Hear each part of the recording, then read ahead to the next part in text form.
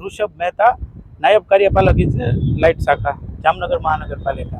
આપણે જામનગર મહાનગરપાલિકા દ્વારા એમ્યુઝમેન્ટ પાર્કમાં અને રણમલ તળાવમાં બંને જગ્યાએ સોલાર ટ્રી કરવા જઈ રહ્યા છીએ। તળાવની પાળે 60 કિલોવોટનું કરીએ છીએ, એમ્યુઝમેન્ટ પાર્કમાં 35 કિલોવોટનું કરવા જઈ રહ્યા છીએ।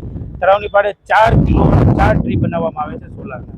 એ 4 ટ્રી અને એક પાર્કમાં 2 સોલાર ટ્રી બને છે અને એક આનો મેઇન પર્પઝ મેઇન હેતુ એ છે કે અહીંયા પબ્લિકનું ગેધરિંગ વધારે હોય છે, પબ્લિકની અવર જવર વધારે હોય છે, તો પબ્લિકને અવેરનેસ આવે, બને તેટલું સોલાર એનર્જીનો ઉપયોગ કરે અને પોતાના ખુલ્લી જગ્યા છે, પ્લોટ છે અથવા તો ટેરેસ પર પોતાના સોલાર પેનલો લગાવે અને બને એટલો સોલાર એનર્જીનો ઉપયોગ કરે।